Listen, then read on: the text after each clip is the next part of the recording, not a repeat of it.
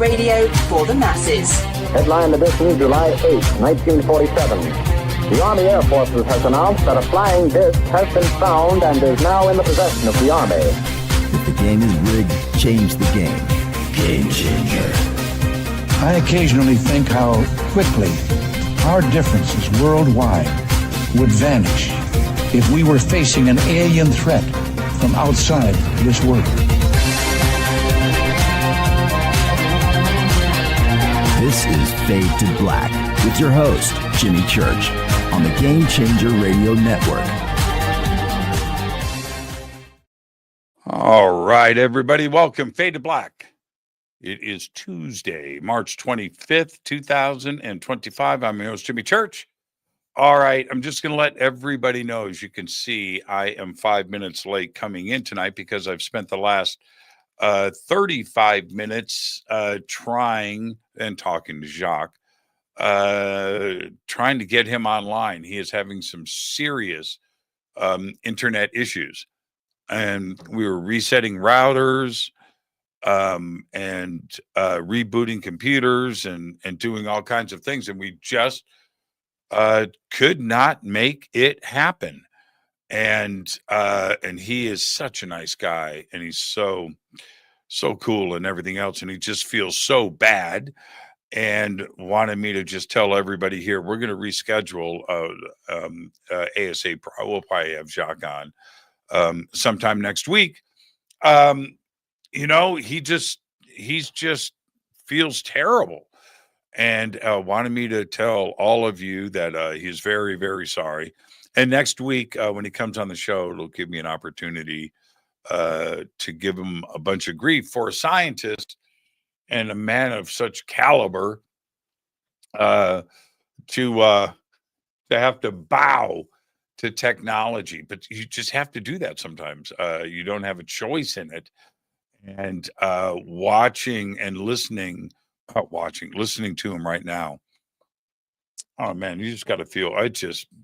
The technology and the internet and everything else, everything just hinges on everything running perfect, you know. And you go through the chain, like in my studio. Oh, by the way, let's just do an AMA tonight. The show must go on, and I'm here. So we'll do an AMA. Put your questions in all caps. But here's the thing with that. If you look at this studio, and I used to be able to like switch cameras. Oh no, that one doesn't work. Does this one point? No, that's that one. Like this one. Okay. So you see all these meters right here. You see all that stuff running. You see that computer there. You see that meter going across. I'm looking at cameras and computers in front of me. This is all equipment, right? Okay. And there's my optical router right there. So anyway, you can see all of the gear in here. That's right. Any one of these pieces goes down, no show. And that's just over there. I'm not talking about what's here. I don't have any cameras that point down here, but there's gear here, here, here, here, here. You can't see right to the left of that computer right there. Those are, you can see it right there. See that red light? See these red lights right here? Those are interfaces, audio interfaces. So this isn't a studio that's just like a laptop with the USB mic plugged into it. No, this is so technical. And one thing goes down, and that's it. One thing goes down. You're at the mercy of technology. I have dialed in this place over the years, just fine tune. I'm probably on my 10th computer system, not counting, there's 2 laptops right there that are running. You know what I mean? And down here, there's a rack mount computer down here. So not counting the computers that are underneath me. And but fortunately, I have got everything set up where now through automation and having the system all on its own network, one click, well, technically two, everything fires up. All right. I'm very fortunate. We send out to 30 networks, you know, right now. So just so everybody knows, YouTube, which is, I use YouTube for the chat. Okay. That's what I use YouTube for. YouTube is one of 30 networks that we send out on, you know, and all of that is, just imagine if I had to go click, click, click, click, click, click, click. No, it all happens automatically. And that includes everything else. Video recording, audio recording, which is done on separate computers. And yeah, everything is separate. My cameras are separate from the computer system. That all wires into a switcher here. Cameras don't plug into the computer. Cameras plug into the switcher. Boom, boom, boom, and then go in to the computer as one camera. Yeah, it's and so I'm lucky, but I've had stuff go down here too as well, and it really sucks when that happens. So, all right, so big change of events. We'll get. I'll have Michelle move some stuff around for next week. We'll get Jacques in and make sure that everything is hunky dory there. It was weird because I got a text. Oh, I got another text. Okay.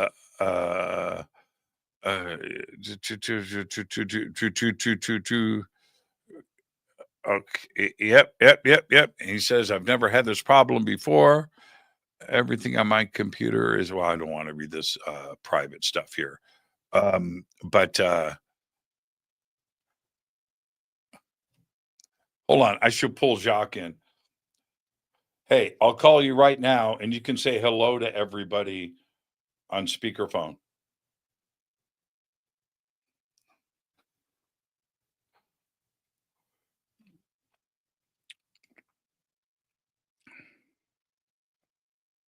Watch this. This is going to be cool. Please leave your message. Oh, man. Pick up your phone.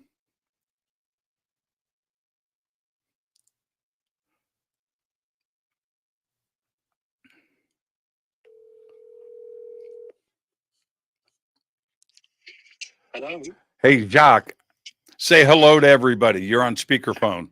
Hi, Jimmy. I'll say hello and I'll say I apologize. We run into a host of technical issues here. Yeah, you know what's funny, Jacques, and thank you for everything. But just let me say this: how is a man, a scientist of your caliber, a victim of technology? Oh man, if you are, anybody can be a victim, can't they? So, it's not a question of technology. I mean, this isn't technology. This is just the mess that the different companies are creating by having essentially incompatible systems. Right. And, the mistake we made was not to try it earlier. I'm using a computer that's specialized for certain things. Well, yeah, you can't. Yeah. Well, the point is, you can't have your computer. It doesn't have access to either Google or a number of or Facebook, and I can't mess it up too much. No. We'll have to restart with a different computer. Yeah, and we'll do that next week. Well, like magic. yeah.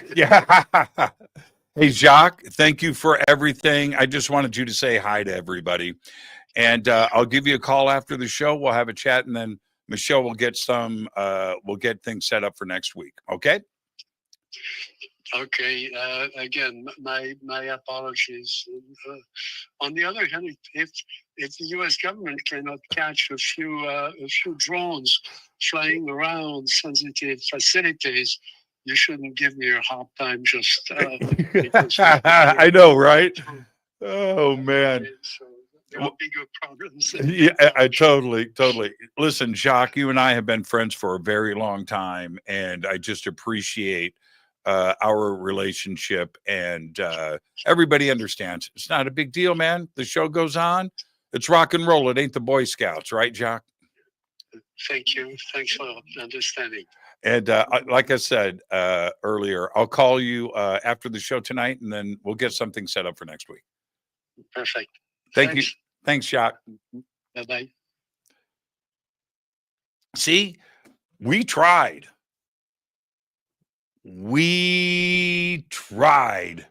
Yeah, it's just so that's it. He's just a great guy. And yeah, he just feels terrible.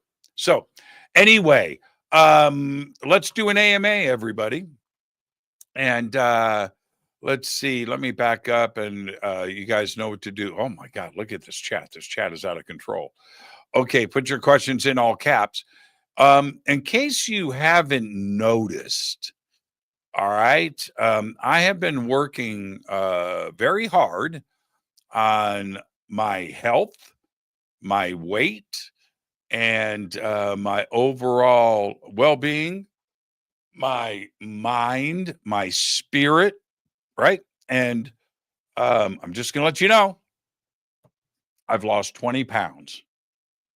20 pounds. Getting my smile fixed.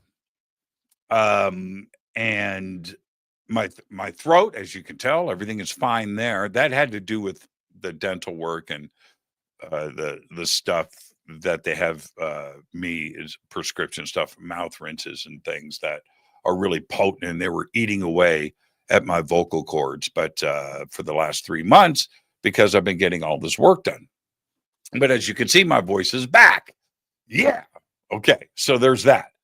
And then because of the dental work, the teeth work, I have been forced into changing my eating habits.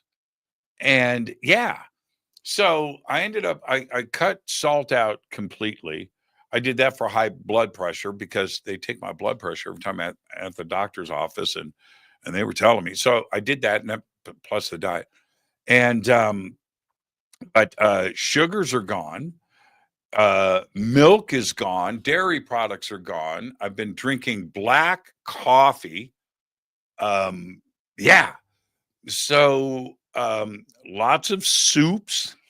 Oh my God. And if I have to chew anything, it's cut up into bites for now, not now, but it was for a while. And but the combination of all of these things, I saw my weight go toot, toot, toot, toot, toot, toot, toot, toot, toot, toot, toot, toot, toot. And all of this is being done for a reason. I can't make the announcement yet, but I have some huge news that is going to be announced in July, and very excited about this. Okay, and then you'll understand why I've always wanted to take care of myself. We all do. All right. But I also like to have fun. I do. I like to cook. I like to have friends over. I like to eat too much. I like to do things in excess, no matter what I get involved in. So, but sometimes you're in a position where suddenly you have to take yourself just a little more serious because of the expectations the agreements that you reach with other entities out there, corporate entities. And so when you do that, they have expectations. They are investing, right? And they have a vision, and they have this, and and look, I want to make sure that all of this is correct. All right. So in doing all of everything just kind of happened at the same time. And when I said last week on the show, and I really mean this, that I'm entering the zone of perfect. And it's like, what does that mean? What do you mean by that? And I realize that especially over the last couple of years, and I've been very vocal about a lot of this stuff, and I messed up my hip and the nerve in my left leg, and I never went to the doctor about it. Now it's all fixed, but that was like a year and a half of constant pain every day, and that's plane flights. Do you know what it's like to fly for 20 hours? Doesn't matter if you're in first class or not. 20 hours in a bed or a seat, and you have to sit with this crazy, and you can't, oh man. And I was dealing with that. And then to go with this bad leg and tour Egypt, which I did twice on a bad leg, Peru, walking up and down and this and that, and then, but not telling anybody. I can't tell anybody that anything's wrong with me. I'm the host. I'm leading this. I've got to be the happiest, smartest person that you've ever met, right? So I'm working through all of it. But I had to deal with that for a year and a half in combination with other stuff that's going on at the same time with your body. So when I say that I'm entering the zone of perfect, I really mean that. I haven't been healthy like this in a while, where everything is right. I feel good. My head is in the right place. My friends and my audience and the show and life, and man, just everything is just right. I work really, really, really, really hard to get to a place like this, and it's rare when it happens. And I'm doing it. I need to have the timing all right. Leading into what's about to kick off here in June and July. Oh, wait, it's June. We're going to make the announcement July 1st. But yeah, so it feels great. And I know I'm glad that all of you sent me. I'm very happy. I got lots of email, lots of comments. What's up with Jimmy's voice, man? What's going on? And trust me, I knew. And I exercise my voice every day, and I work at it, and my stuff was just drying out, and I couldn't keep it lubricated. My throat, my vocal cords, they were just dry, scratchy, and it was not bothering me for the show, bothering me for what everybody else is going through, because you hear it. My agent, hey, Jimmy, man, I'm very concerned. Renee's listening right now. Renee sends me this email, and she was like, Church, if you don't straighten your shit out, I'm going to come out there and slap you around. I am so worried. And I had to write her. I said, I've got, it's fine. I'm healthy. I'm good. It's this, is that. And then, but I didn't tell her why. And then I had to come clean. I had to come clean with Renee. And Renee has kept it all private, but I told her a bunch of real stuff. And then she wrote me back, oh, okay. All right. But yeah, Renee jumped my man.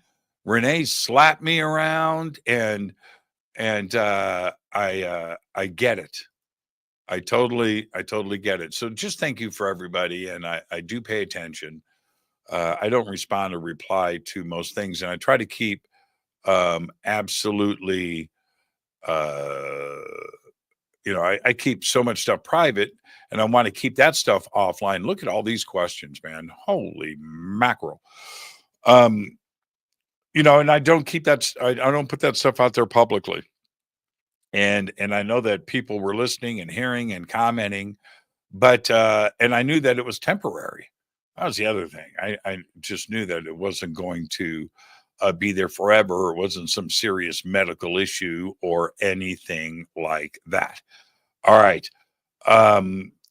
There is an awful lot of questions here, so let me reset and then go back. So anyway, I just wanted to share with everybody why I made that comment last week, why I am in such a good place, and that in case you haven't noticed, but I know that you have, look, just look. I'm so okay. So my next move. Okay, so this is looking good. This profile shot. Now these are muscles in my throat. Okay, I have big muscles. I wish I could just like get rid of that. That's like plastic surgery or something. But I've lost so much weight now that this is visible. Yeah. Yeah. What is that, like nip tuck or something? I would never. Yeah, black circles under my eyes gone. You know what I mean? It's just more gray hair though. Yeah. So I'm living my best life right now, and I'm very happy. I'm very happy. I'm very healthy, and I upstairs in my closet, I'm embarrassed about my walk-in closet. It's tough. When once in a while, if somebody happens to have the opportunity to go in there and they look around and they're like, what's going on in here? And so to the left, when you walk in, there's probably, I don't know, I've never counted, but probably 30, 40 pairs of jeans, all Levi's, black and blue, right? All the way down. Too big. My belt that I'm wearing right now is on its last notch. It's all tight. And it was like set up so the tab, it's sticking up. I can show you. There it is. It was the tab just tucked into the first loop. Now it's like hangs out by 12 inches. Yeah, it's like that, man. It's crazy. It's crazy. Lost so much weight. All right. All right. Let's get to some questions. Cindy Ginter. Hi, Cindy. What is the most profound? I like this new. Is this? Wow, that's big. Remember how small it used to be? Remember Christina Gomez would go, Church, I can't read that. Can you read that? Well, everybody can read this now. What is the most profound thing you have learned in 2025? Well, it's not UFOs. Right now, it's shaping up to be this thing underneath the Khafre pyramid. And I'm not sure. I posted Robert Schoch's, it's structured 900 meters underneath, or 900 feet, 900 meters, whatever it is, 2 kilometers, these numbers thrown around, pillars, spirals. And, okay. So I posted Robert Schoch's reply to this. It's how you want to interpret the imaging that was done in 2022. All right. Now, that type of technology, and I've read different things. Okay. in dirt, it has a certain depth, through rock, it has a certain depth. In water, it has a certain, it's really effective in water. But that that the imaging is, I don't want to suggest something that is outside of my expertise, that it's not what it is, because it's outside of my, but Robert Schoch said, let's not get too excited right now. I looked at the stuff from 2022, and everybody that did that research, who did the experiment and did the testing, didn't say anything about this back in 2022. And now we've got fresh eyes on this, but the fresh eyes aren't necessarily who we need on this. And I think Robert's trying to stay in the safe zone, because Robert went through all of this with the Sphinx. Even though he was a geologist and a professor at Boston University at the time. I think we need to be in a wait and see mode, because this has really gone viral. So, which I like. And the reason why, when something like this goes viral, a lot of people get a chance to look at this and look at the testing and look at the presentations and look at everything that has been done. I know some of the people that are involved with this, and I want this to be what everybody hopes that it is, that there is something underneath the Great Pyramid. Andrew Collins has chimed in. Hugh Newman has chimed in, and others. And so this could be, right now, it's one of the crazy things for 2025 for me. And I hope that it continues to pan out, and that it will encourage further research and investigations, not only into the 2022 data that was collected, but new data collection. This is a big deal. It's a big deal. Really big deal. If it is what it could be. That's a great question, Cindy, and thank you for starting off the show with that. Jimmy, have you heard of any new whistleblowers coming down the pike? I have. Yeah. So with something like this,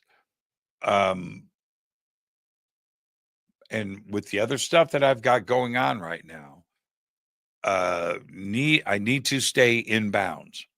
But there's some exciting stuff. But it's even the whistleblowers that I talk to, I tell them all the same thing. And I'll say it now.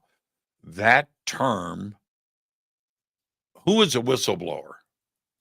Right? And whistleblower is usually framed as someone who is blowing the lid off criminal activity at the corporate or government level. All right? Is keeping ET or alien craft or whatever secret, and the knowledge, is that criminal? Probably not. And it depends on so many other factors, but could it get to, so are they whistleblowers? Technically, not really. Not really. But they are heroes and are courageous if they're not bullshitting. All right. So I vet them. I don't have a lot of whistleblowers on the show for good reason. All right. I've had a few. But can you be a whistleblower on the government, on the Department of Defense, and then turn around and take a job with the Department of Defense as a contractor, or continue to be employed. That's funky to me. I'm just saying. So I'm going to leave that right there. I want you to think about that, what I just said. All right.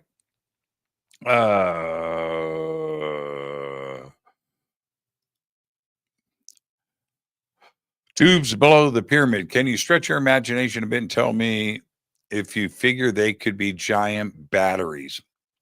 Yeah, again, it's getting outside of my. I've theorized all kinds of things that they could be, but giant batteries, no. You know where I'm going with it? I'm serious too. Spiral staircases. Yep. Elevator shafts to go down to something else below ground. That's what I think. That's what I think.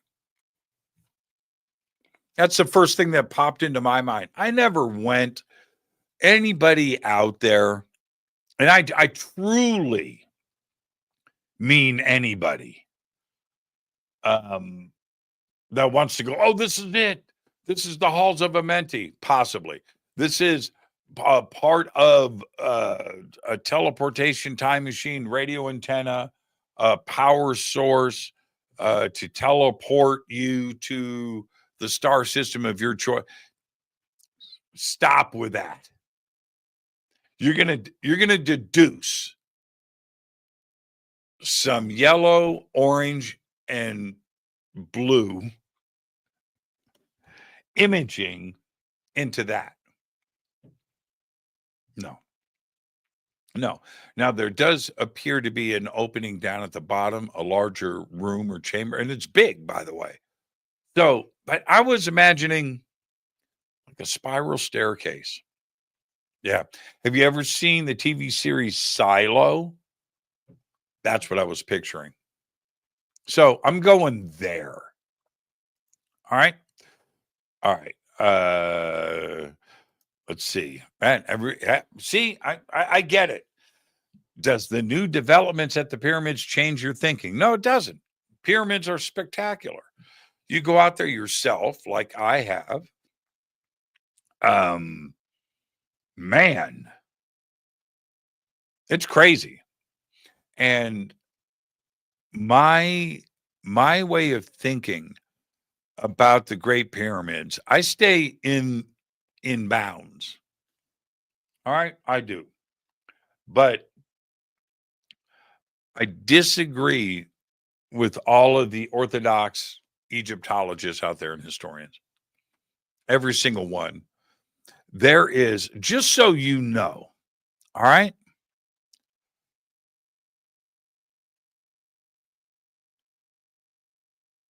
Oh, okay.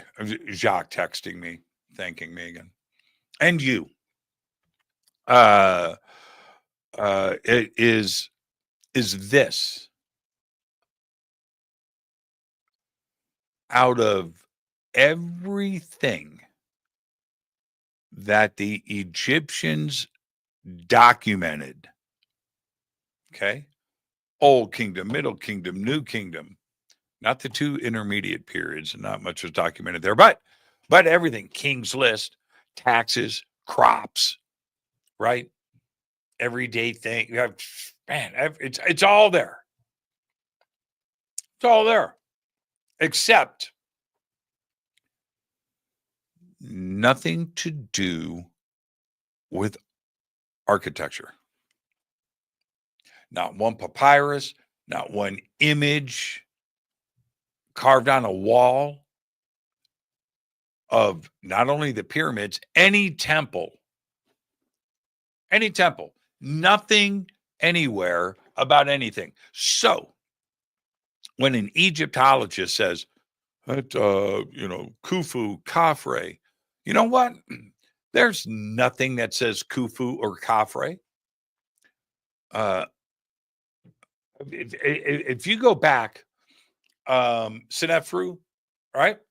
There's nothing, their father. There's nothing that says he designed the Bent Pyramid. He did the Red Pyramid, right? There's nothing out there at all.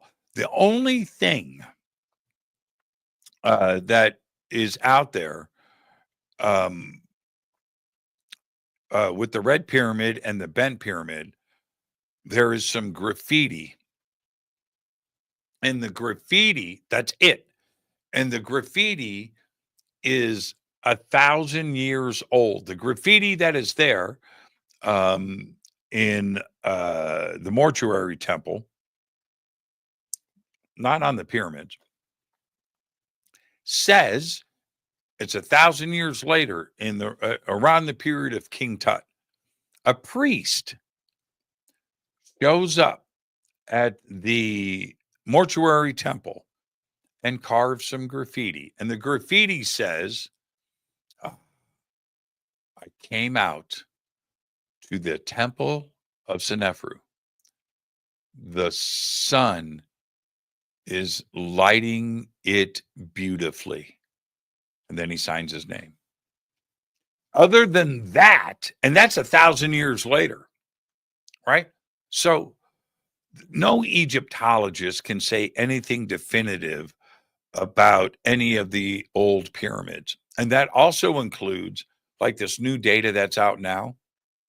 If it points to something, the Egyptians never documented any of that. There are plenty of underground things everywhere there, but it's not documented. We have found them, but it's not documented. The Egyptians never did. So it's everybody's guess how they got this stuff done. Don't tell me it was slaves or it was farmers or it wasn't slaves or it was this pharaoh or it was you don't know. There is nothing written that will tell you otherwise. Period. So I think it's spiral staircases. My ideas are just as valid as anything else that's out there. Yep. All right. Let's see. Roger White. Jimmy, any thoughts on the recent news going around about the cyber pandemic happening this year? Don't know about it, Roger?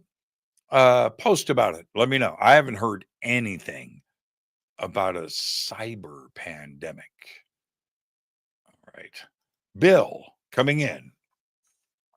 Any plans for Danny Sheen to return? It was cool that I met him on Sunday at a local talk. Yeah, I saw your post about that, Bill. Very cool. Bill said, he goes up to Danny. Hey, man, is it you? It is. All right, man. You know, fade to black forever, man. Peace. And Danny was like, right on. But yeah, I would have Danny on once a month if I could. I love Danny and all of his work. Hey, Jimmy Church, what do you think the newly discovered structure underneath the Pyramid of Giza? That's what I'm trying to tell you. This has gone viral. I need to see more data though. And I need some serious, look, my friends and other people that take a look at that and they go, man, this is evidence of what, man, look, I love you. And your thoughts are important to me, but come on. What we need is somebody that knows how to read that data and to look at it to say what we're looking at. All right.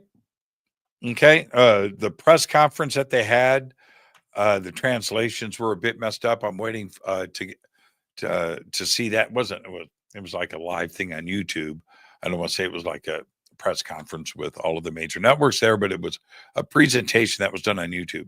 So, but once that comes in and I'm able to review that, I will get back to all of you.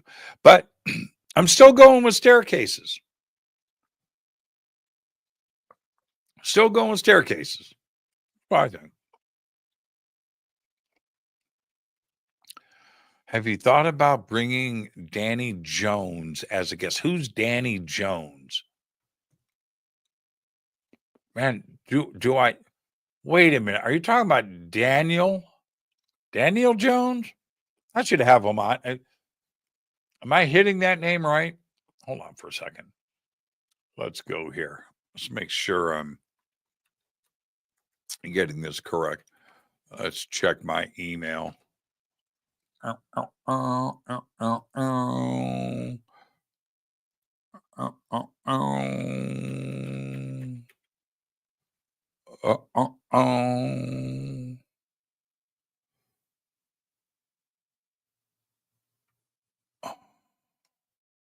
I spelling his name wrong? It's not coming up in my email.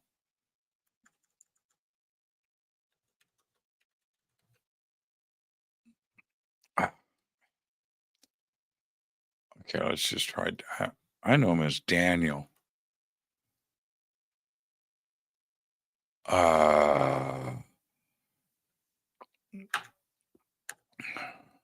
Okay, enough of this. I am done. Didn't pop up in my email.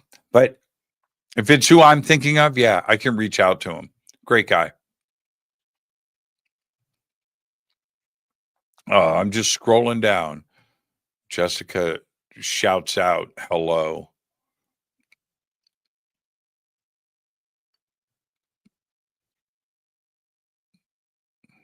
Let's see. Nemo's Odyssey, Richard Shaver. Oh, that's a blast from the past. The Darrow Mystery, Inner Earth, go. All right.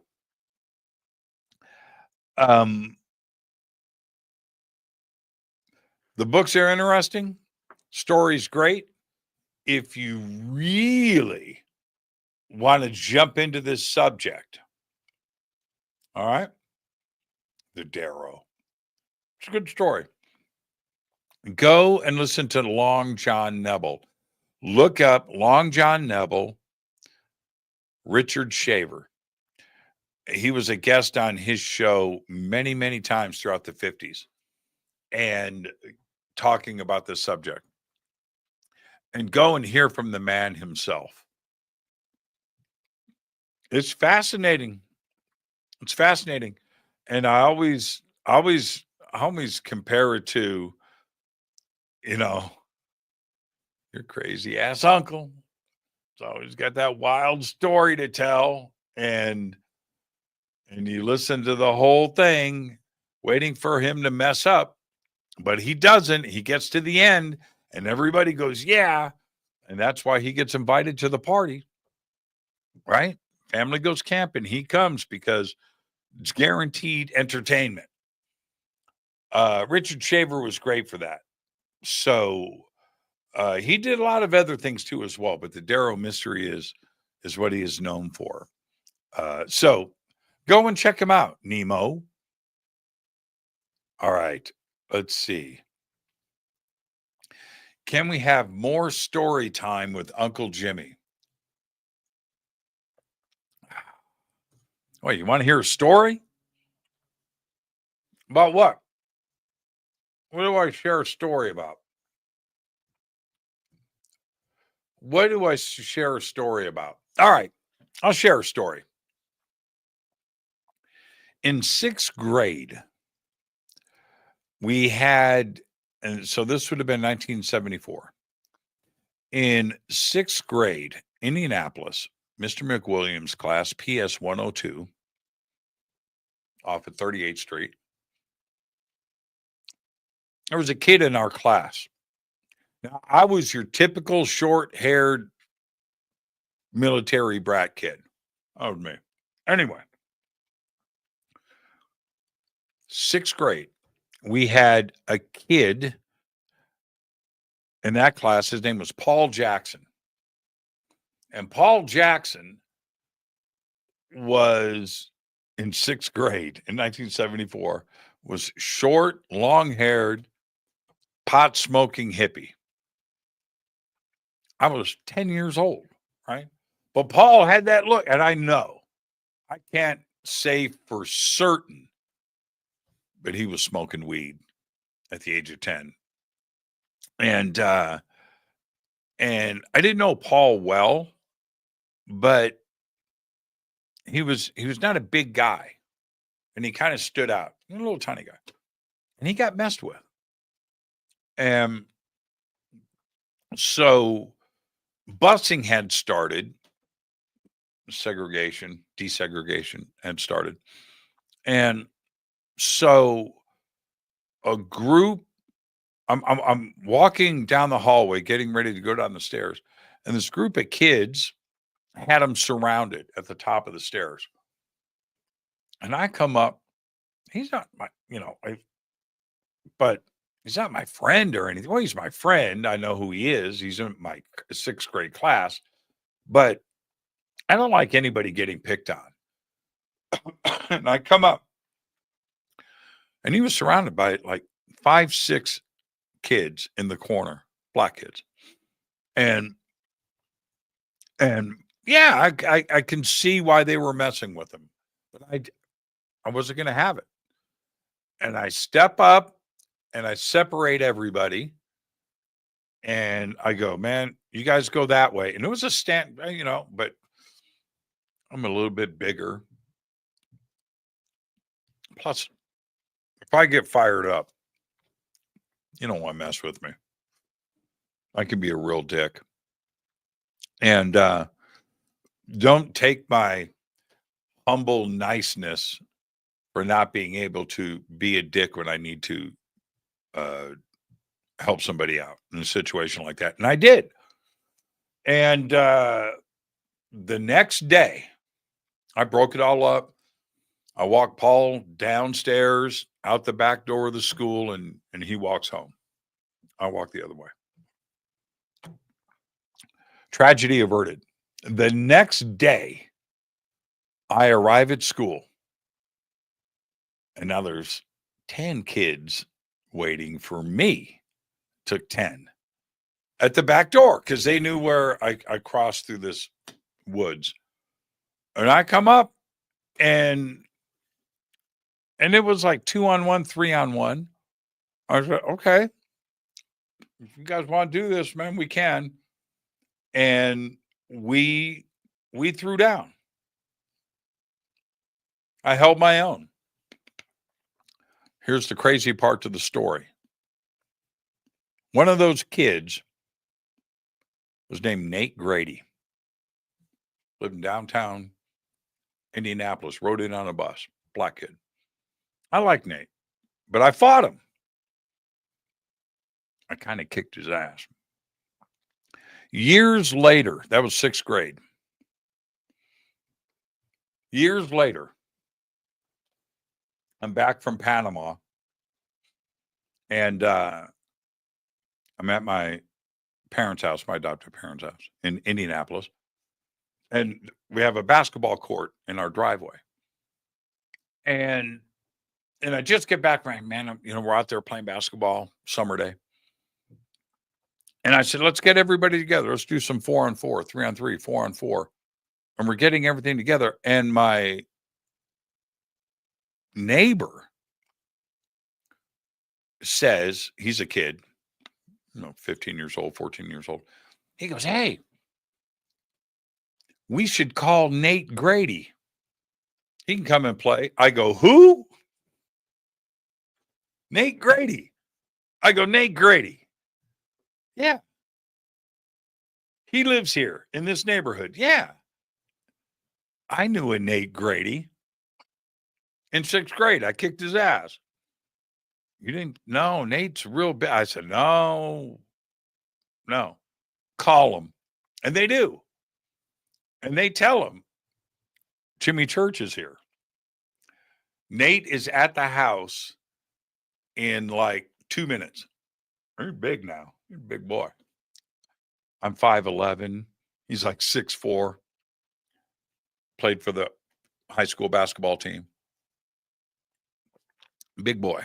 And it was Nate, the guy whose ass I kicked in 6th grade. And we became the best of friends all the way through till I came here to California. All the way through high school, after high school, everything else. Nate Grady was the absolute very best. And yeah, so there's a story for you. I'll stand up for my own. I'll kick somebody's ass and then become friends with them for life. Yep, there you go. True story. Is that a good enough story for you, Carl? I've never told that story before. Well, you know, somebody out there listening to this is going to go, I know Nate Grady. I know Nate Grady. I love UFOs. Do you like any true crime podcast? I do. I like just about any true crime podcast. I true crime all the time. I'm serious too as well, and I'll do random. I'll do random. Some of it's weak, but most of it is pretty good.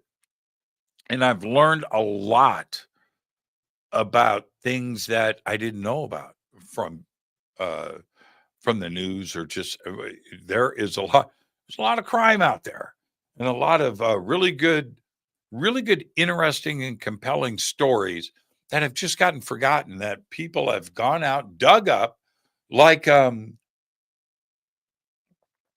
man, are you guys familiar with, man, it's escaping me now, the ranch serial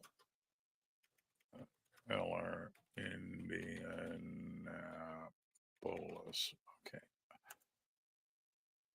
Herb Baumeister.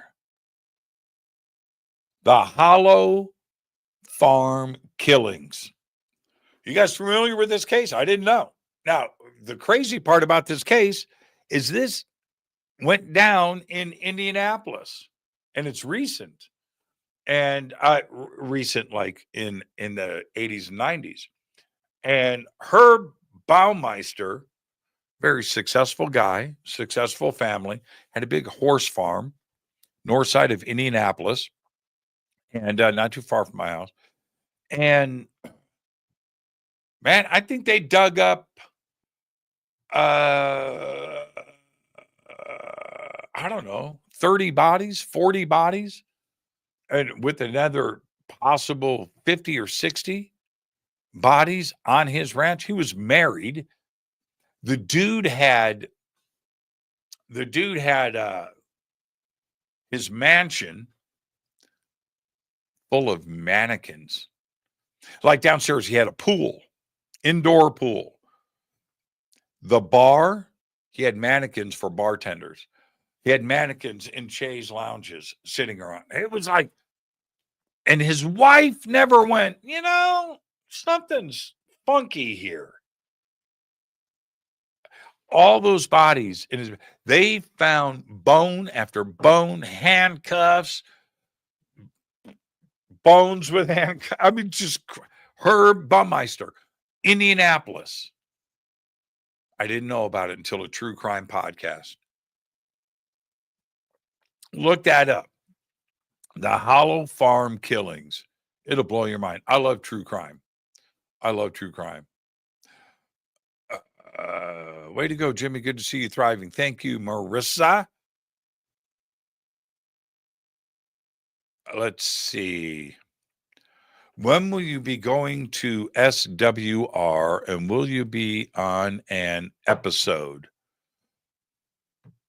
SWR. Are you talking about Dave? Scott? The problem with Dave, if that's who you're talking about, Dave and I are on the air at the same time. And we have we've done a couple of simulcasts where we broadcast together, but we're on the air at the same time. So he can't really be a guest on my show. And I can't be a guest on his because we're working at the same time. So, but love Dave. I talk to him all the time. He's a very, very talented guy. All right. Nick says, Jimmy, I think I found your 20 pounds. Yeah. True crime podcast. Yeah. You know, I I know it sounds, people do everything that they can. They think about dieting, and they don't. They want some secret. You know what it is? Here's my secret. Stop eating. That's it. Stop eating. Stop eating. Krispy Kreme. I know. Shit's good. Haagen-Dazs. Captain Crunch. Pasta. How many times have you heard me say on this show, I love pasta and I make my own pasta? And I'm proud of it. Man, I make my own ravioli. Used to. I posted the other day the deep dish pizza that I made because I bought a pizza pan like 6 months ago, and I never used it. And I was doing some stuff, and I found the pizza pan. I go, man, I haven't had pizza in so long. I'm going to make a deep dish pizza. So I did. All right. You know how much I ate of that pizza that I took a picture of? A slice that was a 1/2 inch wide and that long. Little wedge. It's frozen and in the freezer. Yeah. Yeah. But it tasted really good. But yeah, don't eat. Don't eat. Steve says new pyramid. Yeah, I know. Talked about it for the last half hour. And yeah. I'm saying stairs. I'm saying 4 silos or whatever. Jimmy, have you been riding lately? I rode today. 80 degrees today. Beautiful. Wore my beanie, skull helmet, and goggles instead of a full face. That's the problem with winter. I love winter. You know, I can thermal out, and I have all the right riding clothes. So riding in the cold is not the issue. Riding in the cold with an open face is a big issue. So you have to wear a full face helmet. And when you wear the full face, which I don't mind, but it blocks the sound. I don't hear the engine. Well, it's down 90%. Your face is completely covered and you can just ride all day. Now summer's here. And today I put on my beanie helmet for the first time with goggles and got to go out, and man, the engine noise, the warm wind on my face. Oh, it feels so good. And then bugs. Bip, bip, bip.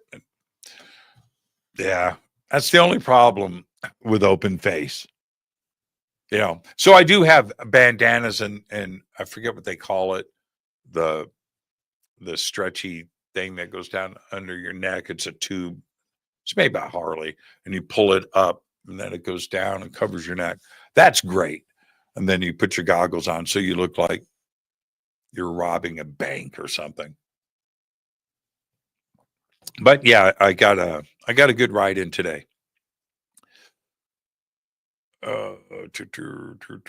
Let's see.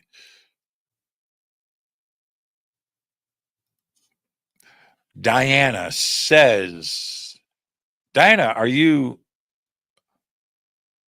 Armenian? Do you take vitamins and or supplements daily? If so, what do you take? Yeah, I take a few things. I take a custom multivitamin that has been made for me. It's got a little bit of everything in it. I don't know what the mixture is, but I had a blood test done and then they designed these vitamins for me. But in addition to that, I take every single day in the morning with my first bottled water, 1,000 milligrams of vitamin C. Yeah. Yep. Oh, no, 2,000. I'm sorry, 2,000. 2,000 milligrams. And it's, and I know it's commercial. There's other things to do, but I do the emergency 2,000 milligram fizzy drink mix. So it comes in a packet, you pour it in. I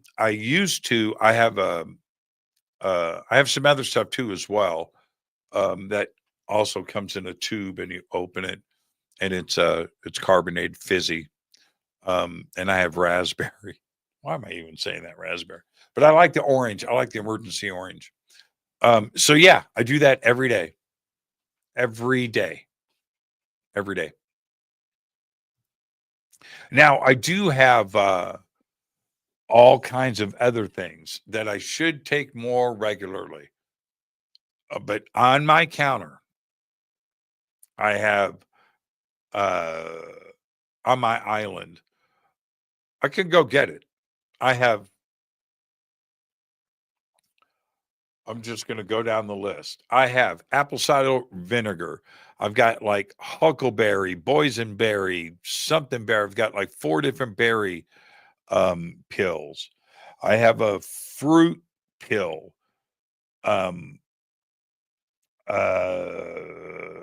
Fruit capsule. I have oh man, I have to look. I have literally 10 bottles of 10 jars of supplements, and they're all right there. I used to take more, but I don't. I don't take it as much as I used to. Plus, I cleanse I cleanse maybe 1 or 2 days a week, or every 2 weeks. I'll cleanse for 2 to 3 days. It's like I rinse anything in me is out. So, Renee Cruz, Jimmy, will you be attending Black Sabbath's last 2 concerts, July 4th and 5th, Canada and England? I will not. I had heard that it's going to be a short set with Ozzy. I've heard that, but I've also heard that Ozzy's not walking. Do you know anything about that, Renee? I've heard different rumors. Yeah, I don't want to say anything more than that because they're rumors, and I don't know for sure. But yeah, yeah, yeah. It's hard to believe if you think about it. Black Sabbath came out with their first album when the Beatles were still together. Chew on that. I mean, chew on that. Just digest, process that. That's crazy to me. Absolutely nuts. Blows my mind. Blows my mind. And if you think about the style of music that was out in 68 and 69, there were a couple of bands trying to do it. Deep Purple trying to do it. There were a couple of bands trying to do it. Jimi Hendrix tried to be. Jimi Hendrix wasn't heavy metal. Deep Purple wasn't heavy metal. Well, they were trying to be. They were later. All right. But Black Sabbath, that first album, that first song, right? With the thunder and the rain. What is this? Right? And you listen, and that was heavy metal. Zeppelin wasn't doing it. Zeppelin was never metal anyway. Black Sabbath started it all. When they didn't have any reference around them to copy or to be influenced by. That's the genius of Black Sabbath, all of them. Tony Iommi. Yes, sir. Do I have a Tony Iommi pick? Let me see. Hold on for a second. Let's see. Hold on. Do I have a Tony Iommi pick? Would you guys even care if I had one? Let me see.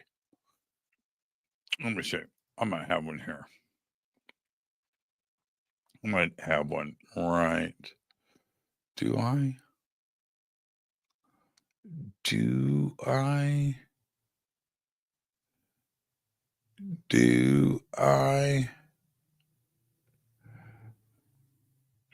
Do I? Wow, look at these old pictures. You guys want to see some old stuff? Check this out. Let's see if I can.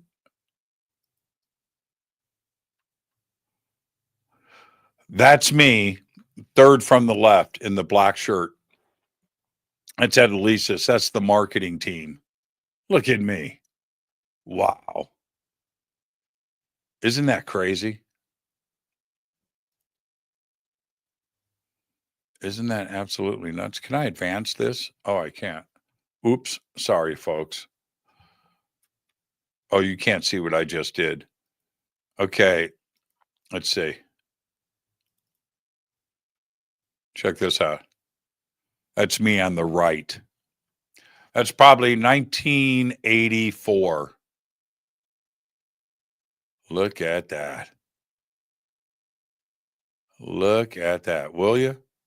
Isn't that crazy? That's nuts, isn't it?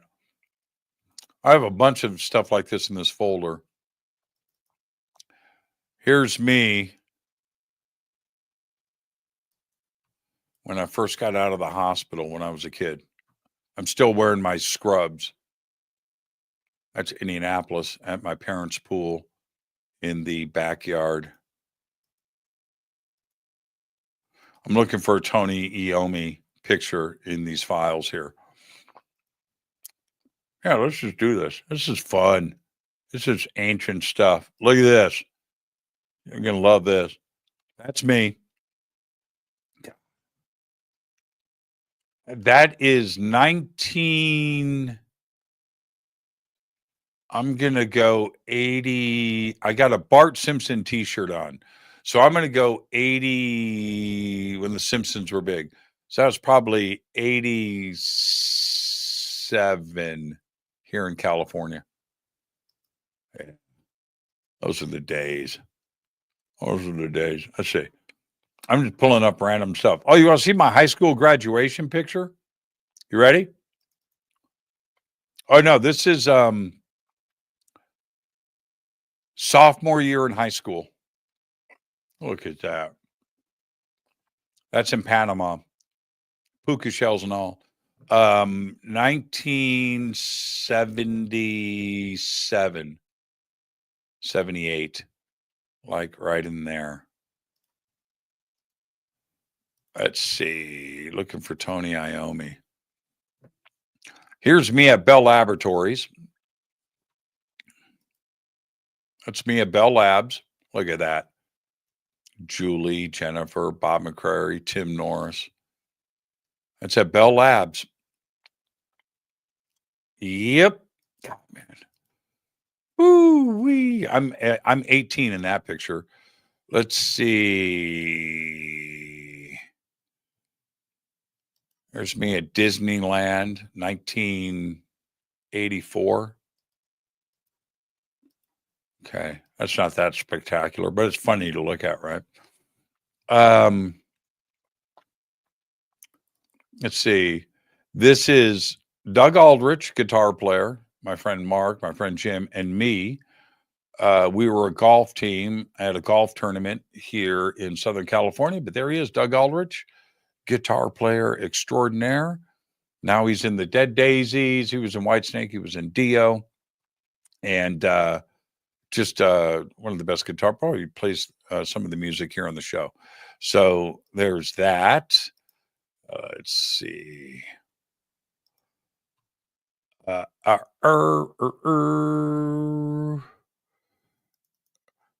Here is myself and Graham Bonnets.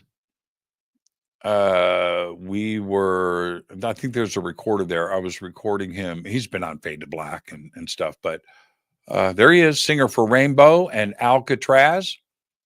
It's Graham and I just hanging out. Let's see.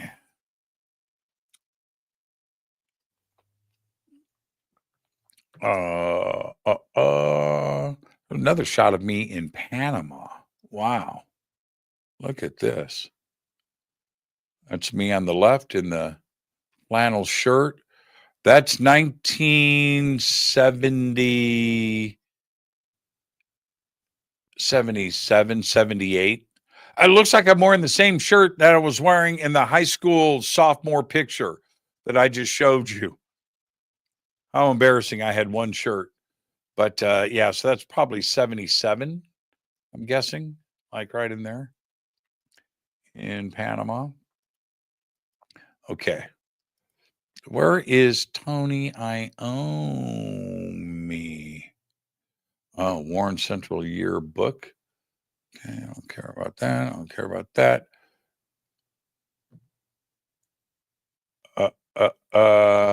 Here's a picture of me and Zach Wild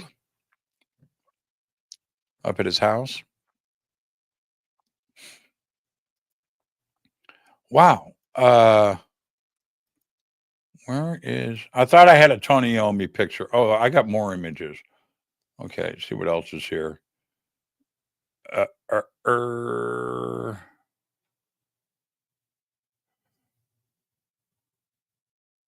Okay, I'm already bored.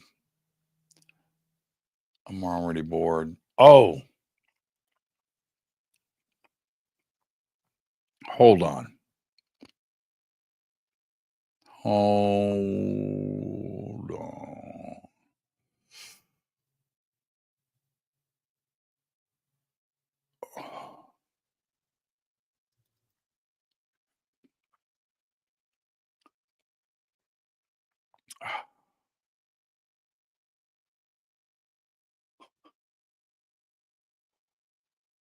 Oh, geez. There you go. There's me and Tony Iommi. There's me and Tony. I knew I had it here somewhere. And then here is myself and Ronnie Dio. And here is, oops. I'm just pulling up whatever here. There's a cool little picture of me and Rob Halford. Yep. Let's see what else we got. There's myself and Dizzy Reed from Guns N' Roses. I got tons of pictures of us. Let's see what else we got here. Oh, man, look at this. Wow. It's a picture of me, Jimmy Bain, and Doug Aldrich.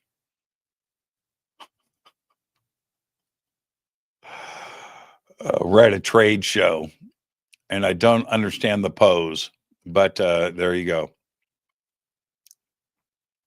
It's a fantastic shot. Let's see.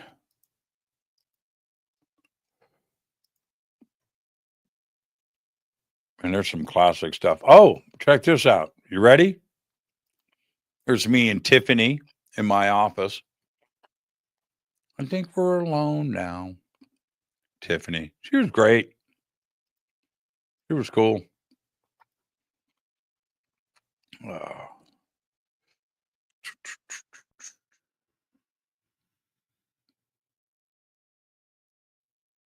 Wow. Okay.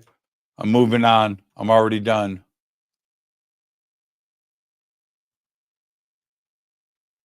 I'm already done. Enough of that. There's a trip down memory lane. All right. Let's see. Back to the questions. Post your stuff in all caps. What time is it? I love doing AMAs. We haven't done this in a while.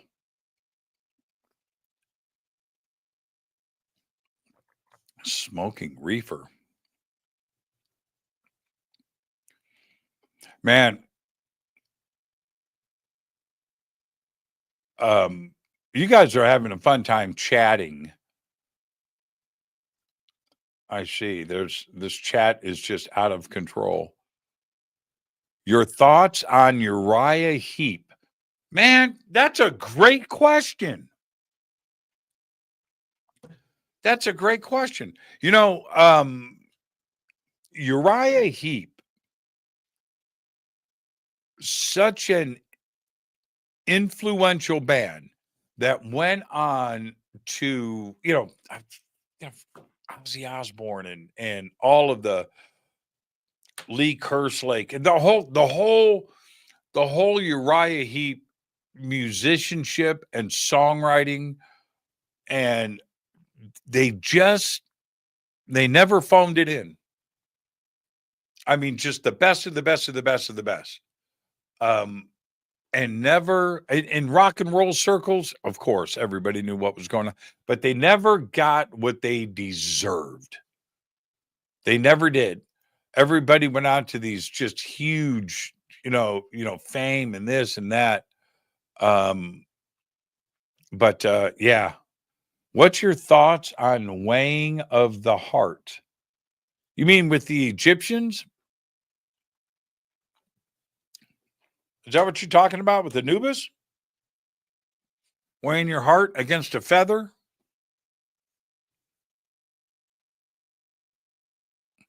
The band was underrated. Now, I'm going to get to that in a second. If that's what you're talking about, I'm fascinated with that part of what happens to the body and the soul after we die, and the Egyptians' take on it. It was, considering how old and how long ago that was, to have these concepts of the afterlife and how you were to be judged. Yeah. That's what it's just unbelievable to me that a culture could think like that. The band was underrated. The band was 1,000% underrated, except they had popularity. They did, but not the mega stardom that they deserved. But all of the other musicians, all of them knew about the excellence of the band. Go watch The Last Waltz. Go watch The Last Waltz. And I think that was directed by Marty Scorsese. Go watch The Last Waltz and watch the parade of super musicians. You can say superstars, but super musicians, uber musicians that walk out on that stage and play with the band. It was the last performance, The Last Waltz. And the quality of it. Friggin' Rick Danko. God, man. And everybody in that band, Levon Helm, everybody, I think the last member of the band just died. But everybody in that band, heroin. Every single one got messed up. Every single one. Except for Robbie Robertson. I think he probably dabbled. But Robbie looked good until the end. He just died. Robbie lived I think he lived in Pasadena. Robbie looked great until the end. He just looked as young as he always had that look. Levon Helm, when Levon Helm was 25, he looked like he was 50. And Rick Danko always looked pretty good. But anyway, as the years went by, everybody in that band just aged, except for Robbie Robertson. He had the gene. He was a great guitar player. Robbie Robertson, if you go watch The Last Waltz. I've said this to a few people. Very interesting thing about Robbie Robertson. Eddie Van Halen looked like Robbie Robertson. Watch Robbie Robertson with that Strat in The Last Waltz. His eyes, his smile, the way he plays, not his style, but the way he stands and plays. Eddie Van Halen. I can't get that out of my mind. I can't. Jimmy, do you think the beings on other planets are, for the most part, totally aware of what their space travelers are doing? Yes. Or are they like us humans, mainly unaware of what is happening? Well, it just depends on the level of technology, because if you think about it, we are just now becoming aware of what's happening. And that started in the late 50s when we launched our first satellites, Russia and the United States. And telescopes got better until recently, until 100 years ago, until 1920. We're talking about the start of the 21st century, 1920. Until 1920, we didn't have telescopes, and you would think that we did. We didn't have telescopes good enough to look at another galaxy and see stars. We would see a fuzzy ball, right? Andromeda was a fuzzy ball. And so we had no idea. We called them nebulae, because we thought that they were a massive gas, like I have right now from the shrimp salad I had at lunch. But and so what we know now, we compare galaxies, that are on the edge of the observable universe. Well, that's how we know what the observable universe edge is, because we can now see that, peering back, when you get out to the edge, that's 13 billion years ago. It takes the stuff at the edge of the universe 13 billion years for that light to get to us.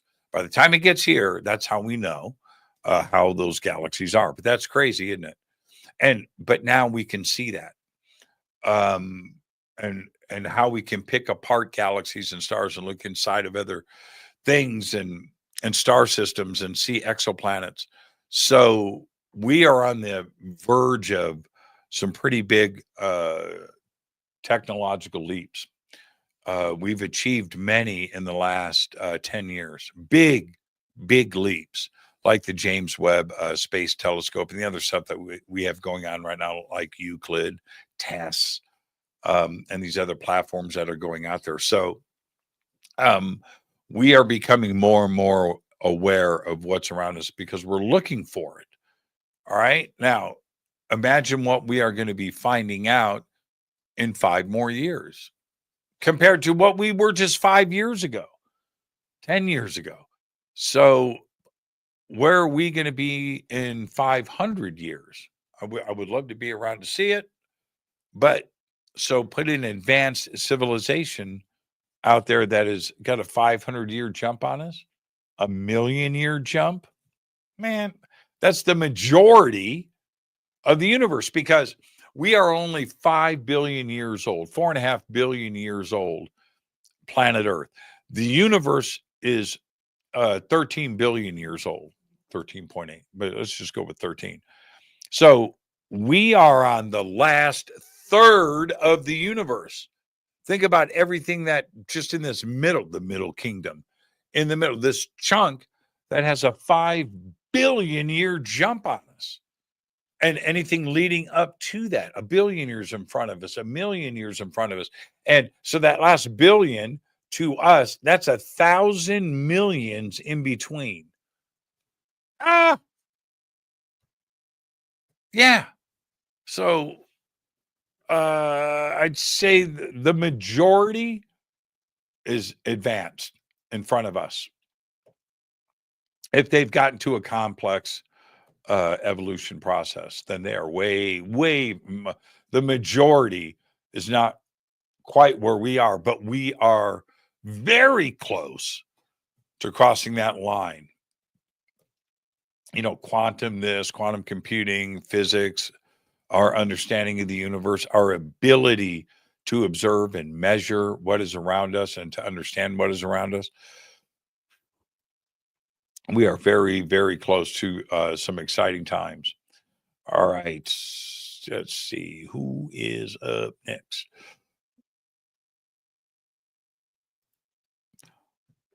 Jimmy, have you talked to Chris Bledsoe since UFO of God came out? Yeah, I've talked to him many times. I met him at a show, and he showed me his iPhone with an orb with wings. Yep, he's got lots of stuff. Wild stuff. Interesting guy. Love it when he's on Fade to Black. I am going to be with Chris Bledsoe. So you can come out and see us at the Contact Modalities Expo in Delavan, Wisconsin. May 2nd, 3rd, and 4th in Delavan, Wisconsin at Delavan Lake. Chris is going to be featured, and Chris and I are doing a bunch of things together. I'm going to do a Q&A with Chris on stage. We are going to do a VIP Skywatch together that tickets are still available for. Plus, he's going to give a very exciting presentation. And he's also going to be at the All-Star Luncheon. All right. So, yeah, Martin, you should come out to Wisconsin. I'll get Chris on the show here very, very soon. Love Chris. Chris is the best. Real cool. Do you guys notice how I say everybody's the best? Well, everybody that I hang out with is the best. Because if you're a dick, I don't hang out with you. And then I don't say that you are the best. Yeah. When I say somebody's the best, I've met them. I've hung out with them. We are friends. If I don't say it, I don't like them. Just letting you know. If I don't give somebody the pass card, if you don't hear me say their name on the show, chances are they are a dick, they lie, and you will not be able to stand them. Who am I talking about? Well, that's not the question. Who am I not talking about? There's your answer. Yeah. I don't have time for bullshit. I don't have time for it now. I don't. Man, I had somebody.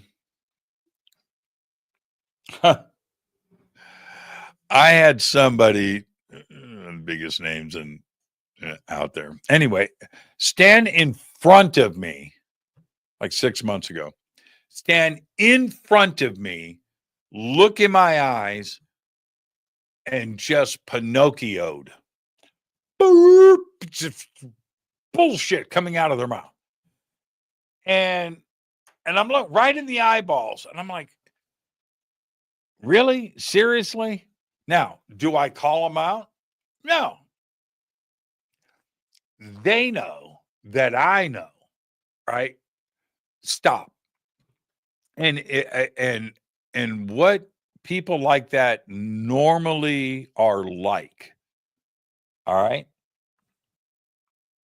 They get upset when you question them. Okay? That's because they are lying and making it up. If you are telling the truth and somebody questions you, you're like, well, okay, let's talk about it, because you don't have anything to hide. You don't have anything to prove. But if you're bullshitting and you are lying, you are making it up, your ego has just gotten a hold of you, then you're going to fight. You're going to argue. You're going to raise your voice. And that's the tip off for me. And I don't have time for that. I just don't have time. I let it go. And those people, I'm not interested. I'm not interested. Again, think about that. Think about everything that I just said. Jimmy, what other podcasts do you listen to? You mean in our space? I listen to Rogan. I do listen to Rogan. SWR is not SOR. Who's SWR? Oh, Skinwalker Ranch.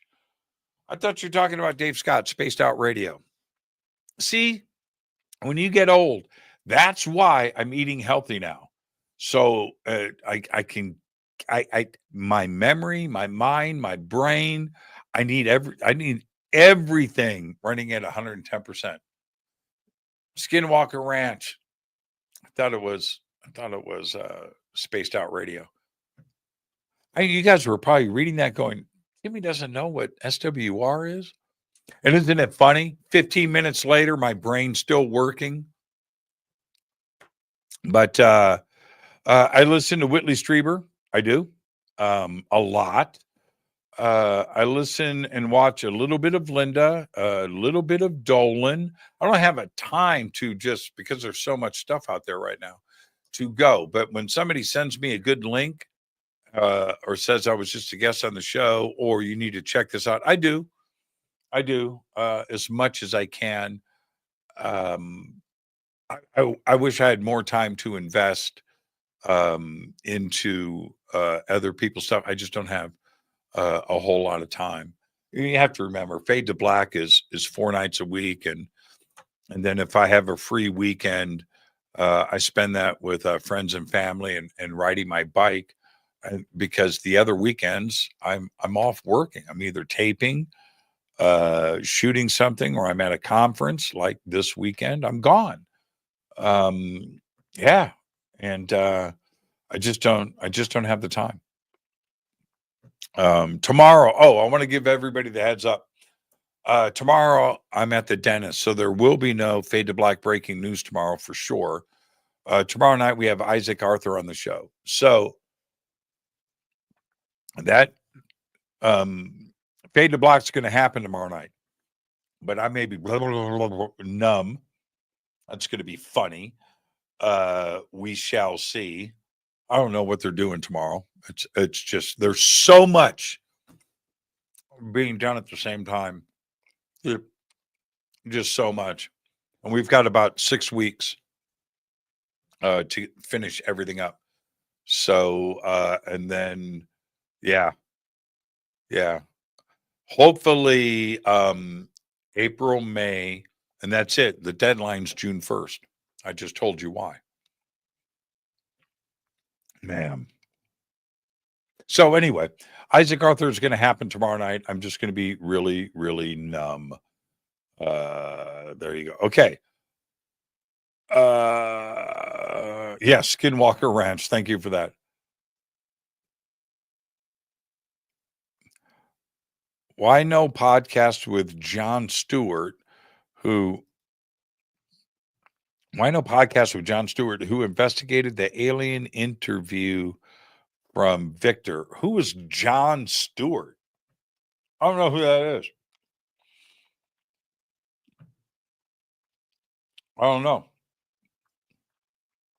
Victor, you're talking about that thing on Fox Television, UFOs Live from Area 51. You talking about that with Victor? Don't you know who Victor was? Victor was Rick Doty. How about when he's in shadow? That was Rick Doty. Just so you know, I hope I'm not breaking hearts. So I don't know what there is to investigate unless Jon Stewart figured that out, which everybody has known for a very long time. I don't know who Jon Stewart is, Charles. So let me know who Jon Stewart is, and if that's the Victor that I'm thinking of. If I see one more person post Skinwalker Ranch, I know I made that mistake.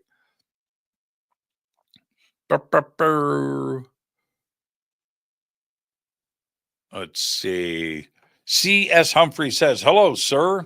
Well, hello. Man, look at that picture. That's a serious picture. That is somebody that would say, hello, sir. And I would just snap to attention, just like that. Hello, sir. Have you heard of the Metaphysical Show on YouTube? They discussed and remote viewed the Area 51 call from Art Bell and also played your clip also. John Vivanco is the remote viewer. Oh, they played my clip? Okay. So what CS is talking about here was the Area 51 caller we also had on Fade to Black. And it just turns out that, I mean, he's a friend of mine. At the time, he wasn't. Now he is. I've had him on Fade to Black a couple of times. And the whole thing behind that is Michael Oeming, who, when you're looking at a picture of me like here, that drawing, that's Michael Oeming. He's a comic artist. And so Michael Oeming reached out to me. It's 2025. So I suppose it was around 2012, like right in there, 2013, 12, 13 years ago. He reaches out and says, blah, blah, blah, blah, blah, blah, blah, blah. Michael Oeming, I said, prove it. And he sends me a drawing, which I still have, that he did of me. And so anyway, he goes, man,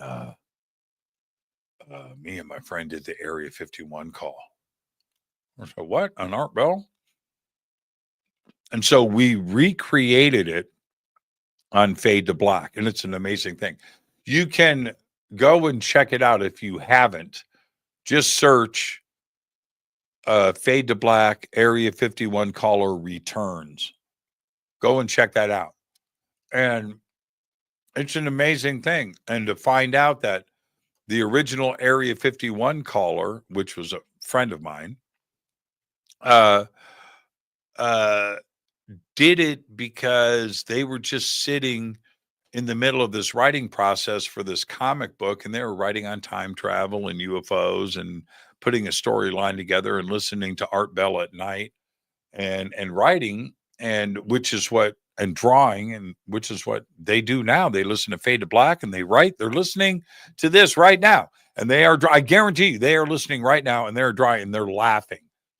And so anyway, it's part of their creative process. And they happened to call in to Art Bell that night, and satellites getting knocked off the air and all of that. That was just a weird coincidence, because it was just a comic book writer, a comic book artist in their mom's basement, literally called into Coast to Coast, got through, and they read the script that they had, that they was in the comic book that they were, what did they call that? Graphic novel that they were working on at that time. Yeah. Crazy, isn't it? Absolutely crazy. So there you go, CS. It was strange for me to be a part of that whole circle, because I remember the Area 51 caller when it first happened, and I flipped out. I was like, man, well, that was real. That whoa, right? Huh, really? And then, to turn around and meet everybody and then recreate it on our show. That night when I did it, it was crazy. And I said, and I come back and I go, did everybody hear that? It was weird. And then it got knocked off the air. And then my phone lines, I was answering one call after another. Yeah, man, that was him. That was the Area 51 caller. Yeah, man, that was him. Yeah, man, that was him. Yeah, man, that was him. Go and check it out. Go and check it out. Fade to Black, the Area 51 caller returns. What do you think of Jake Barber's experiencing total love during contact with non-human intelligence? Jake Barber's a trippy dude. Jake Barber's a trippy guy. Trippy guy. He, I'm not going to discount anybody's experiences or stories. I'm not going to, not at all. But here's the strange thing about Jake. Have you noticed that Jake wants everybody to know that he's a killer? That he is an instrument of death? You ever notice that? He has no problem bringing that up. It's like, why do you want to intimidate? It doesn't, I mean, for me, it doesn't, solidify your position or make your stories true or make you more believable, or does it change anybody's perception of, you don't even need to bring that stuff up. Most people don't give a crap. And does it make you more legitimate because you were a killer for the military, for the intelligence communities, that you were an assassin for hire? Whatever you did, and he wants it, man, I'm that guy, man. I'll kick your ass. Well, it's a weird thing for me because the other side, he wants to be sensitive, like the love comments. Yeah, I, and it's like, I don't get it. This love and peace and bliss and the message and what he experienced, but I'll kick your ass. It's like weird, but I've killed people. Yeah, man, I was the assassin on the Black Ops teams. Yep, they sent me around the world to take care of world leaders, whatever. It's kind of weird. Jake Barber's a trip. I would like to meet him in person. I think that part of the conversation that he has out there in public right now is what whoever is conducting the interview, they kind of draw that out of him. Yeah. And then he ends up playing the role, playing the part. But have you noticed that about Jake? Yeah, I just found that very peculiar, very strange. And like I said, it's how people can change who you are during an interview. Change your demeanor, make you happy, sad, angry, or whatever. You can do that. And you can draw it out. It happens all the time. And I'm wondering if that's what happens with Jake, or if that is who he is. So I would like to meet him because I've met many whistleblowers, and a lot of these guys are from special ops, and they're all yoked. They're all in shape. They're not old like me and out of shape. They take care of themselves. But most of them don't come across like Jake is, where he is definitely trying to be offensive, not offensive, offensive and not defensive, not offensive, like off-putting. Just aggressive. Aggressive is the word, not offensive, aggressive. Have you had Carl Crusher on? I have not. I should get Carl Crusher on.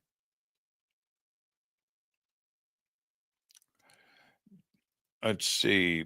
Jimmy, will you please get a reading with me at Contact Modalities Expo? Absolutely. Absolutely. Yeah, that'd be great. That'd be great. You know what I have in my family room? I take him out once in a while to look at it. I have an Egyptian tarot deck in a really nice case. It was a gift from a friend of mine, Ramon. It's one of my favorite things. It's a beautiful tarot deck. So yeah, Esperanza Vents. Man, that's an amazing name.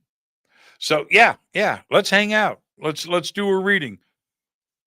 Absolutely. You want to tape it? You want to video it? Pop that thing up online?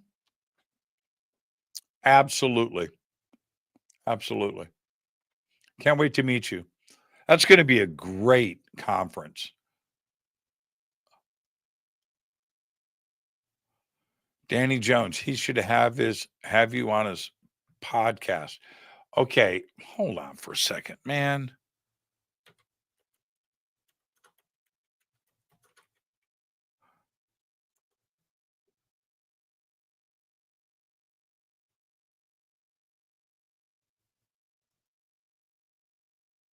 Okay.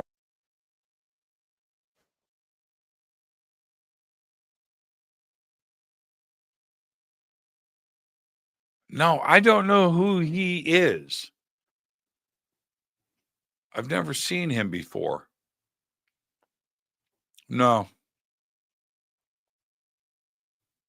No. No. I'll reach out to him. I mean, I don't reach out to be on people's podcasts, but I'll see if I can get him on this show. If I'm invited, I'll do it or I'll talk about it, but I don't go, "Hey man, can I be on your podcast?" I've never done that. Unless it's a friend of mine and I do it live on the air. But no, I thought it was somebody else. and not who that. I've never seen him before. Swamp Gas Jenkins, Jimmy, do you ever think you might end up on the Joe Rogan podcast? Also, someone like Richard Dolan or John Greenwald Jr. would be interesting. Yeah. Yep. I don't know why any of us haven't been on there. Dolan, myself, Greenwald, Jacques Vallée was just on last week. Yeah, so it's like everybody around me has been on. So yeah, maybe someday I'd do it. Of course I would. You know, it'd be it would be a lot of fun. It'd be a lot of fun. I mean, I dig where he's coming from. I like the way that I like the way not of course I enjoy his open-mindedness in these subjects, but go and listen to his other stuff where he's got comedian friends on. I mean, that's some of the best stuff where the conversation just goes anywhere. And that's what I appreciate with Joe, is his ability to just not too many people.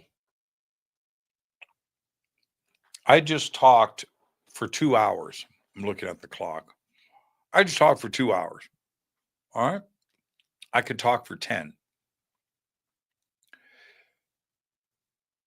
It's hard to do that. I mean, it's easy now. Talk about anything all night long. Well, I can literally go for 10 hours straight. And Joe, there are a few people out there that have had enough experience, because that's where it comes from. It doesn't happen overnight. All right. I know when somebody runs out of gas. I know when one of my guests run out of gas, and it's my job to keep the conversation going because they have more to say. It's just that they're tired, but with experience, you know how to keep your brain moving. Joe does that in spades. And so he can bring on a guest, just like I do, and have a genuine, interesting conversation for 3 or 4 hours. And it's not easy. Joe makes it look easy. Joe can bring on a guest. And I know, I can tell. I watched Rogan enough and have since the beginning. I mean, I listened to Rogan when he had what was that thing called? The Fleshlight as his main sponsor. When was that? 12 years ago?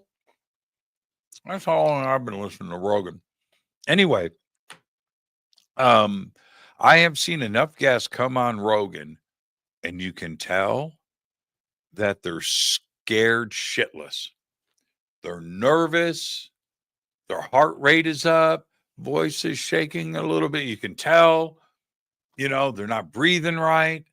They're not thinking right. And Joe has the ability to recognize that and to get somebody to calm the frig down, because we've got 3 hours and 55 minutes left. All right. And now's not the time to panic. And there's no reason to panic. I'm speaking for Rogan, but I'll speak for me. I'm not going to give you a reason to panic. There's no reason to do that. It's all good. And Joe knows how to handle that night after night after night. And that's what those guests, and I see it all the time. Joe is such a professional. But when he brings on his friends, not a first-time guest, those are always great. Jacques Vallée is great or whatever, these first-time guests. But no, when he just brings on a friend and they just shoot the shit, especially the comedians. Some of the boxers and Ultimate Fighter guys, that's cool too as well. But I like it when he has comedians on, because Joe's a genuinely funny guy when he wants to be. And he's very intelligent. And when he's when his guest is another comedian at his level, where they are able to just get the wit and the exchange going in an open conversation. That's some of the best radio podcast stuff that you can have. That's why he's that successful. People get it. People get it. All right. Why did I even say all of that? I have no idea. All right, let's see.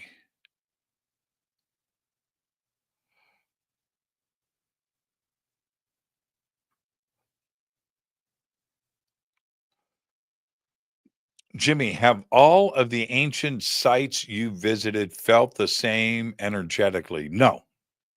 No, but you know it when it hits you. And it's different. It's different. I've been to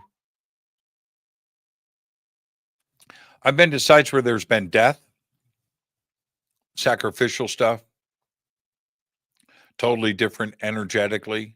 You can feel it. I've had visions, like for real. I mean, like scary stuff. And I've been to very peaceful. It doesn't matter it's masculine or feminine or a mix, but I've had very beautiful spiritual feelings energetically come from that. I've been to many sites that are dead and that don't have it, but those sites are there for other reasons. Maybe it's scientific or it's, there's another approach to it. It's not necessarily a spiritual temple site. I say temple because those are erected for a certain reason. Then there's other sites that you just don't know what they're for. You just don't know, but that are dead. And I've said it one time, it was different for me for sure, but the Great Pyramid's dead. There's nothing there. Anybody that says, man, I saw this and I was oming in the king's chamber and I saw, you know what, that's manifested. That has nothing to, no, they're just making shit up. Just trying to say that the experience was something that it wasn't because they were in the king's chamber. I'm not talking shit. I'm telling you the truth. It's dead. There's nothing going on there. If it was some special spiritual thing, it would not look like it does. It's dead. There's no vibration in there. There's no look. There's no aesthetic value. You want to do something spiritual, go to the Valley of the Kings and go into one of those temples with everything, one of the tombs with everything carved. Their life story on the ceiling and the stars and the hand. Just go. You get a vibe there. Go to Dendara. Dendara will bring tears to your eyes. There's something about Abydos, and even Karnak. Luxor is beautiful. It didn't hit me as spiritual as other sites. But then if you go to Peru, there's some places here in North America too, in the United States, but go to Peru. Peru is spiritual beyond words. Everything there is just done with intention and spirituality. It's powerful. It's moving. I mean, to the extreme. Jimmy, will you be attending Ice-T's concert April in Arlington, Texas? I would love to go to that, but no, I won't be going. I haven't seen Ice-T in years. Man, we used to see each other so much. And okay. All right, I'm looking at the clock. I realize there's a lot of questions here that I didn't get to. Let me go the other direction and see what else is here. Oh, yeah, I'm sorry, everybody. Oh my goodness. Yeah, there are literally hundreds and hundreds and hundreds and hundreds. All right, let's keep going.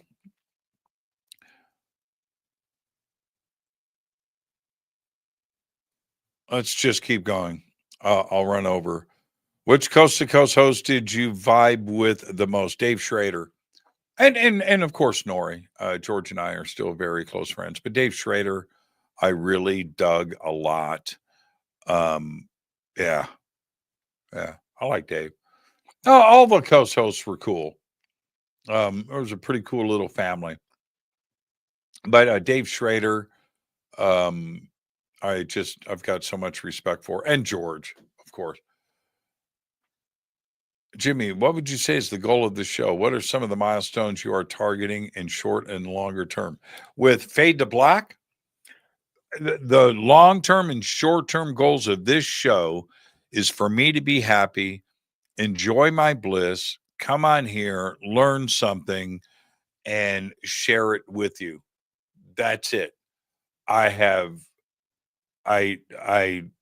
whatever happens to the show happens to the show. I don't care about growth. I don't look at numbers. I don't need it to be bigger. I don't need it to be small. I don't care. There are no long or short-term goals. This show is one of the longest running, period. That's it. There's only a few shows out there that are like mine, that have done it for this long.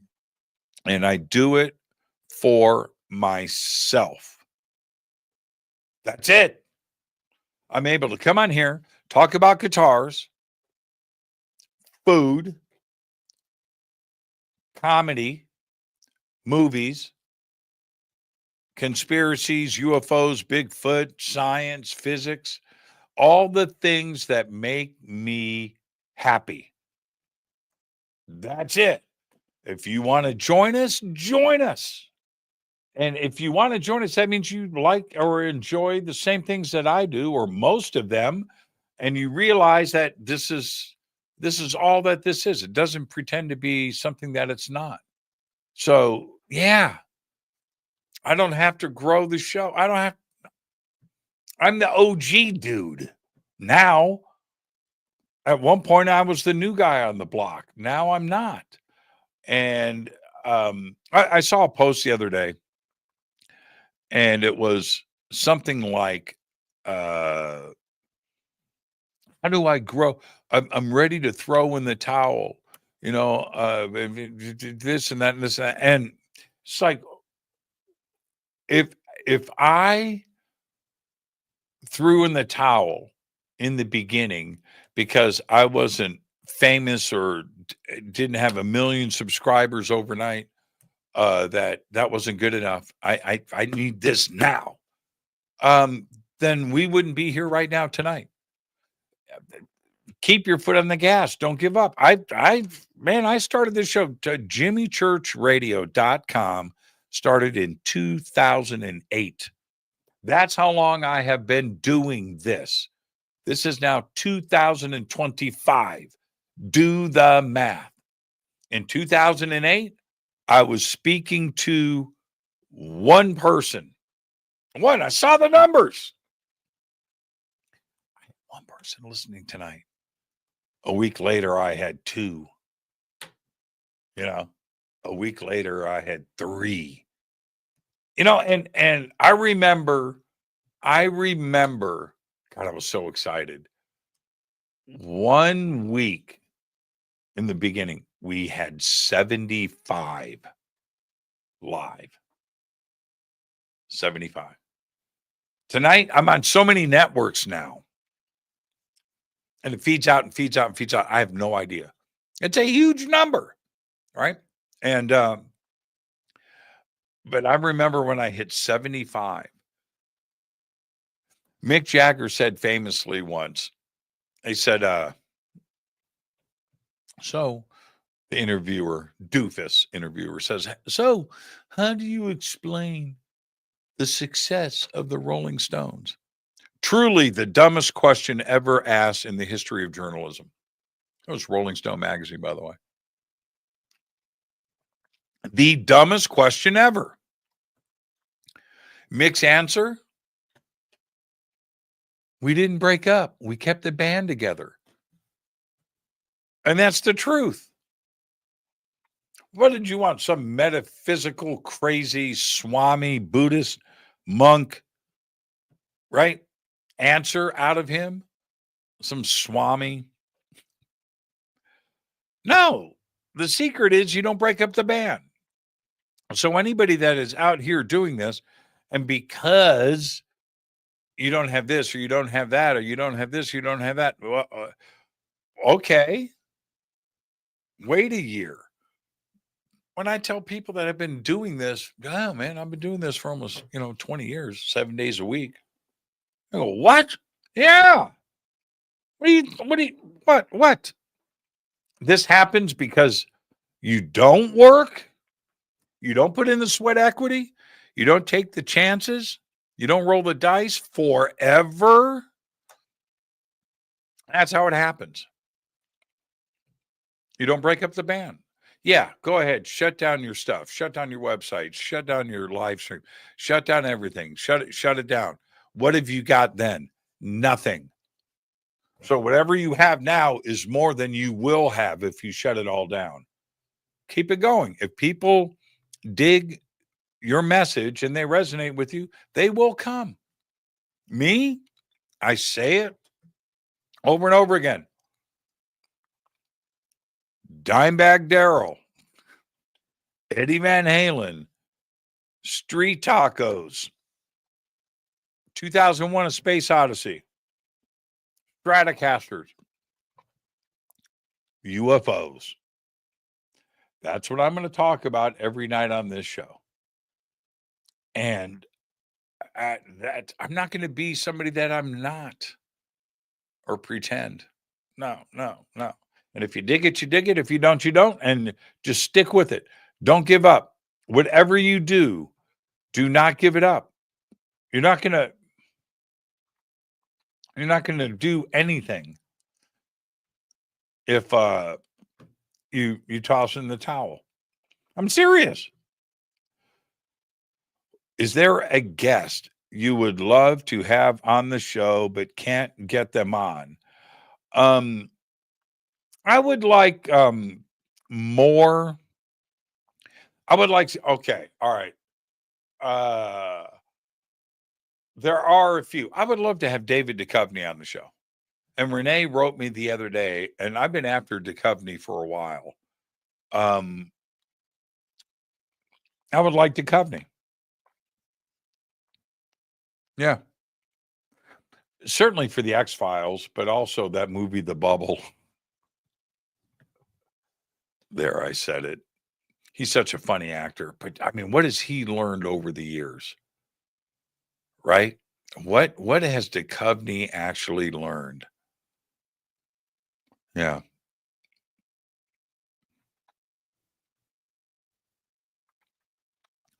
The thing about Rogan is if you're willing to go there, he will go with, yeah.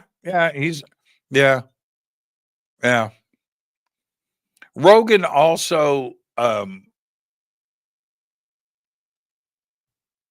Jimmy, he used to be the Concrete Podcast. Yeah, I don't know. Now he's Danny Jones. Okay. All right. If you know him, reach out to him and,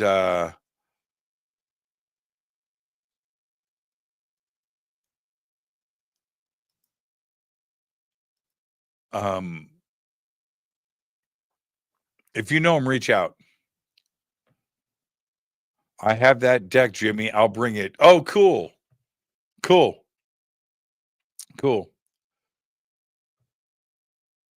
Is oneness religion or something else? Sounds like you have the answers. I should be asking you the questions. All right. You know what I did? I wish I was going to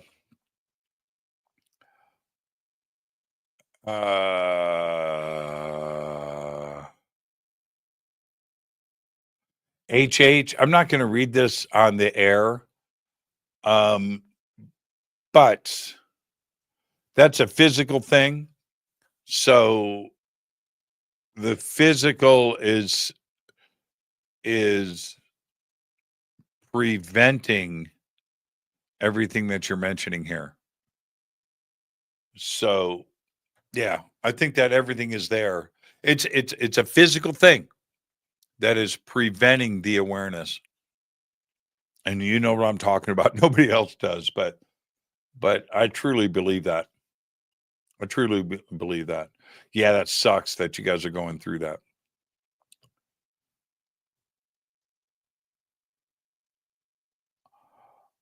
I heard of Bomb Master on Dark Topic podcast, and I thought of you and Haunted Indiana. Yeah, that's a crazy story, man. The Hollow Farms, woo-hoo-hoo. Right there, man. Right there in my hometown. It's crazy. Jimmy, something is up with people not getting notifications for the shows.